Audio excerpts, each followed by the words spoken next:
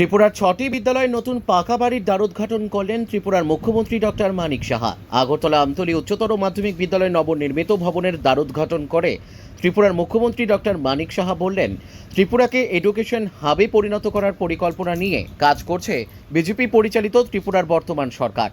শিক্ষা ছাড়া কোনো জাতির অগ্রগতি সম্ভব নয়। তাই ত্রিপুরা সরকার ছাত্রছাত্রীদের গুণগত শিক্ষায় শিক্ষিত করে গড়ে তুলতে প্রয়োজনীয় উদ্যোগ নিয়েছে। আগামী প্রজন্মকে গুণগত এবং আধুনিক সময়োপযোগী শিক্ষা প্রদানের লক্ষ্যে ভারতবর্ষের প্রধানমন্ত্রী নরেন্দ্র মোদীর চেষ্টায় দেশের ভারতীয় শিক্ষানীতি 2020 চালু করা হয়েছে। ত্রিপুরায় জাতীয় শিক্ষানীতির নীতি নির্দেশিকা সঠিকভাবে রূপায়িত হচ্ছে। এই লক্ষ্যে প্রাক প্রাথমিক শিক্ষার ক্ষেত্রে ভারত সরকারের নিপুণ মিশনের সাথে কার্যকর করা হচ্ছে। ডিজিটাল শিক্ষার প্রসারে বন্দে ভারত ও 5টি ই-বিদ্যা চ্যানেল খোলা হয়েছে। ত্রিপুরার 854টি বিদ্যালয়ে স্মার্ট ক্লাস চালু হয়েছে। অনুষ্ঠানে ত্রিপুরার মুখ্যমন্ত্রী doctor Manik Saha virtually Henry Derozio academy, Gandhigram উচ্চতর মাধ্যমিক বিদ্যালয়, তালতলা উচ্চতর মাধ্যমিক বিদ্যালয়, ইন্দ্রনগর ইংরেজি মাধ্যম উচ্চ বিদ্যালয় এবং নন্দননগর উচ্চতর মাধ্যমিক বিদ্যালয়ের নবনির্মিত ভবনগুলির উদ্বোধন করেন। এই ভবনগুলির নির্মাণ ব্যয় হয়েছে প্রায় 28 কোটি টাকা। ত্রিপুরা থেকে বিক্রম কর্মকারের report, crime press Bengal news. এবং 161টি এলিমেন্টারি এডুকেশনে সেই কাজগুলো হয়েছে। এছাড়া সমগ্র শিক্ষা সেইগুলো তাদের যে অর্থ, সেই অর্থের মাধ্যমে 75টি বিদ্যালয়ে যে 84টি মেজর ও মাইনর কম্পোনেন্ট সংস্কার করা হয়েছে। আমাদের এখন পর্যন্ত যে 24-25 অর্থ বছরের যে সংস্কার ব্যয় প্রায় 80 কোটি 87 লক্ষ টাকা খরচ হয়েছে। 2025 অর্থ বছরে যে নতুন বিদ্যালয় ভবনে আমরা নির্মাণের পরিকল্পনা করেছি, তাতে করে আরও নতুন 30টি বিদ্যালয় আমরা নির্মাণের পরিকল্পনা আছে। সেকেন্ডারি এডুকেশনের অধীনে 26টি এবং এলিমেন্টারি এডুকেশনের অধীনে 4টি।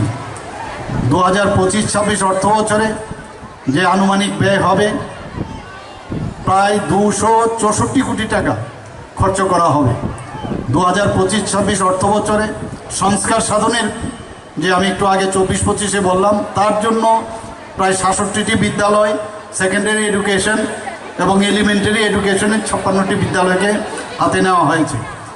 সমগ্র শিক্ষার অধীনে যেখানে এডিশনাল ক্লাসরুম দরকার, টয়লেট, ল্যাব, লাইব্রেরি, হোস্টেল, সেখানে বাস্তবায়ন করার জন্য 25-26 অর্থ বছরে 151 কোটি টাকার উপরে খরচ বরাদ্দ রাখা হয়েছে। শুধু তাই নয়, আমরা গত 1 বছরে যেসব পদক্ষেপ আমরা নিয়েছি, যে এর বিষয়ে আমাদের সম্মানিত আমাদের যিনি স্পেশাল সেক্রেটারি উনি বলেছেন যে বিভিন্ন শিক্ষক এবং অশিক্ষক কর্মচারীদের পদ পূরণ করার জন্য আমরা উদ্যোগ নিয়েছি। সুপার 30 প্রকল্প আপনারা সবাই জানেন। 2024 অর্থ বছরে একজন শিক্ষার্থী আইআইটিতে চান্স পেয়েছে, 3 জন এনআইটিতে চান্স পেয়েছে, 3 জন এমবিবিএস কোর্সে ভর্তি হয়েছে। সিএম 7 প্রকল্প গত অর্থ বছরে আমাদের বিধানসভায় সেটা আমরা পাশ করেছিলাম, অর্থাৎ chief minister's scholarship for achievers towards higher learning যে বৃত্তিমূলক প্রকল্প আমরা শুরু করেছিলাম, তাতে করে 200 জন যারা মেধাবী ছাত্রছাত্রীরা আছেন তাদেরকে 60,000 টাকা করে আমরা বৃত্তি প্রদান করেছি। 2018-19 সাল থেকে এখন পর্যন্ত 1,23,000 ছাত্রীদের বিনামূল্যে আমরা বাইসাইকেল প্রদান করেছি। নিপুণ ত্রিপুরা প্রকল্পের অধীনে, যেটা একটু আগে আমি বলার চেষ্টা করেছি, প্রায় নিপুণ কর্নার 4,227টি বিদ্যালয়ে আমরা সেখানে মৌলিক সাক্ষরতা ও গাণিতিক যে দক্ষতা সেটা বৃদ্ধি করার জন্য আমরা এগুলো নিপুণ কর্নার স্থাপন করেছি। পিএম পোষণ